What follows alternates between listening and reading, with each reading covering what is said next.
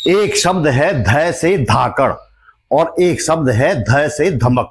उत्तराखंड में ये शब्द किसकी तारीफ में कहे जा रहे हैं आप जानते ही हैं, लेकिन यदि आप अपने लोगों से बड़े बड़े होर्डिंग्स लगवाते हो, उनमें पेड़ न काटने का जीओ जारी करवाने के लिए अपना धन्यवाद करवाते हो, यदि आप अपने लोगों को बुलवाते हो वे पेड़ न काटने का फैसला तथाकथित फैसला लेने के लिए आपका आभार जताते हैं, लेकिन एक दिन बाद ही पता चलता है कि आपकी रहनुमाई में किसी दूसरी जगह सैकड़ों पेड़ काटने की तैयारी हो रही है, तो माफ करना, यह न तो ध से धाकड़पन है न ध से धमक है, यह ध से कुछ और ही है जो मैं कहना नहीं चाहता। देहरादून में एक और सड़क को चौड़ा करने के नाम पर सैकड़ों पेड़ों की बलि देने की तैयारी की जा रही है, लेकिन देहरादून के लोगों ने एक बार फिर इन पेड़ों को बचाने के लिए कमर कस ली है। इस वीडियो में विस्तार से इस बारे में बात करेंगे, वीडियो अंत तक जरूर देखिएगा।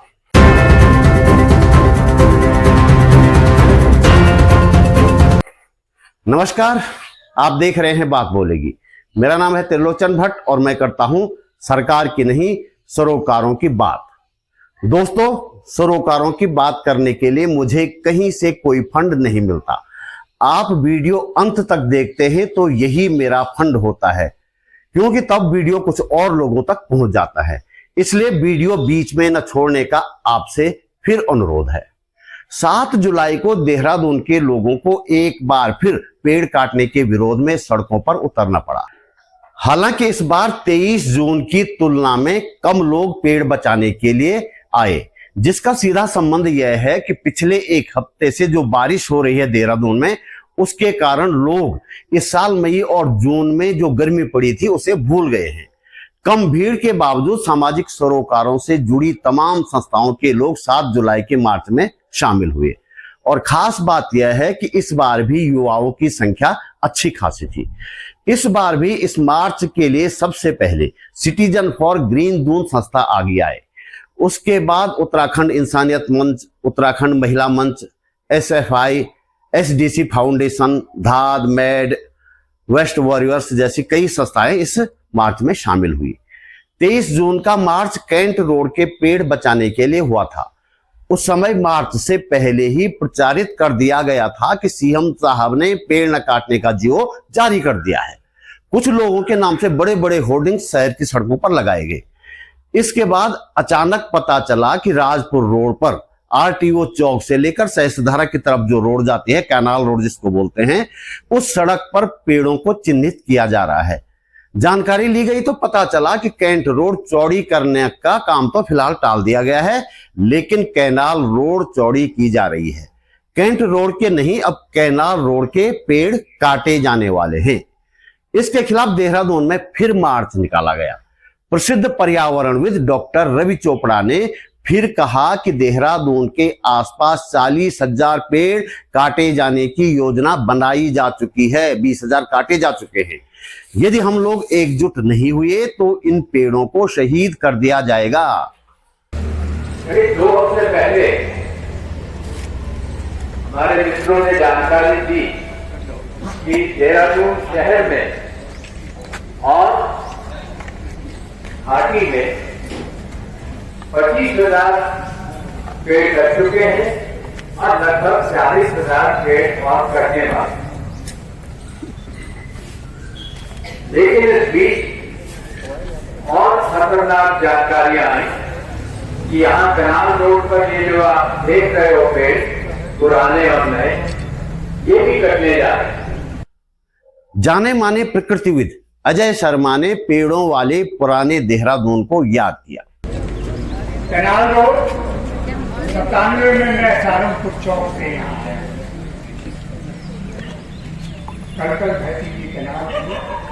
जब आप नीचे की तरफ जाएंगे तो राइट हैंड साइड सीधे हाथ पर। आज जितने पेड़ हैं उतने पेड़ नहीं थे, और अगर आप ऊपर की तरफ जाएंगे तो शिवालिक अपार्टमेंट आते हैं, उनके हाथ पे यहाँ से जाते वक्त वो इस रोड का आश्रय था। इसके बाद ये रोड नहीं थी। अब ये रोड जो है लोहे के पुल तक जाती है।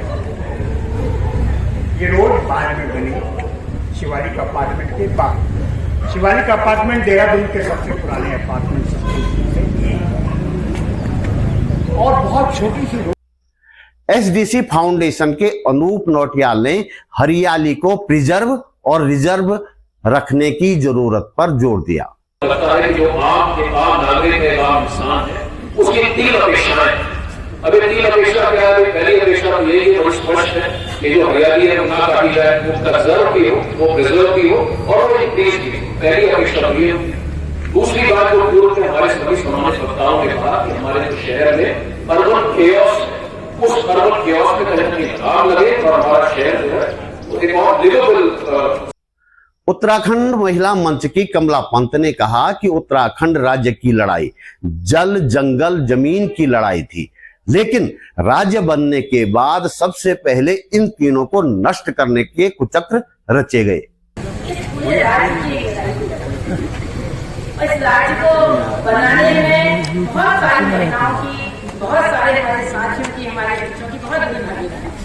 और राज्य लेने का केवल एक ही मकसद था कि मेरा राज्य कैसे एक बेहतर राज्य बन सकता है। यहाँ के जंगलों को, यहाँ के पानी को, यहाँ की जमीन को हम कैसे बचा सकते हैं।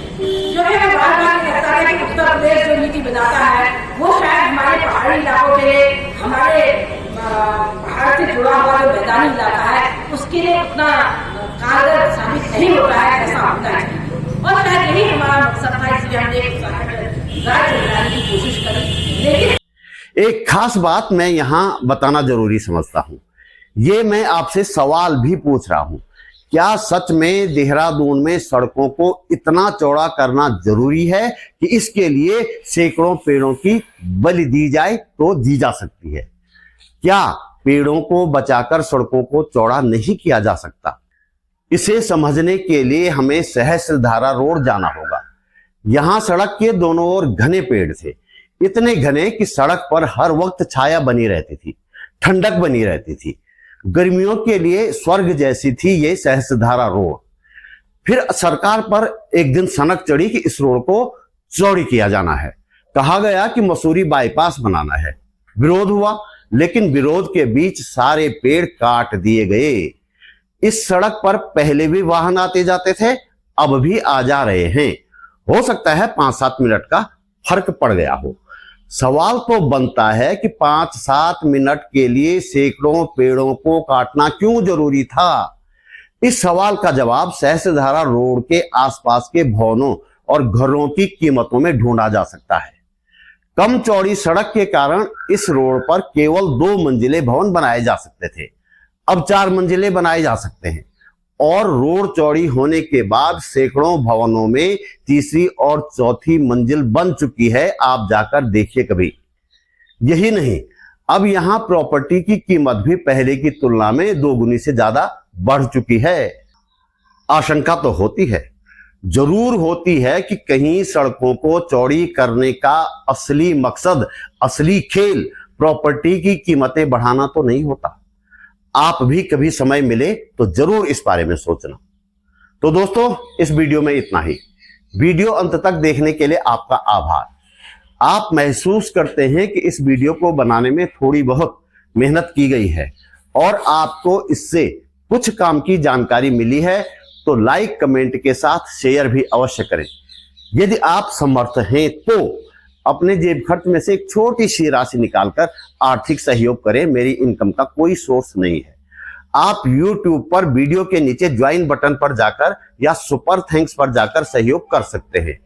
वीडियो में मैंने बार कोड भी लगाया है और डिस्क्रिप्शन में बैंक डिटेल भी है। मेरा चैनल सब्सक्राइब करें, फेसबुक पेज फॉलो करें, बात बोलेगी .com भी देखें। जल्दी मिलते हैं एक और वीडियो के साथ। नमस्कार।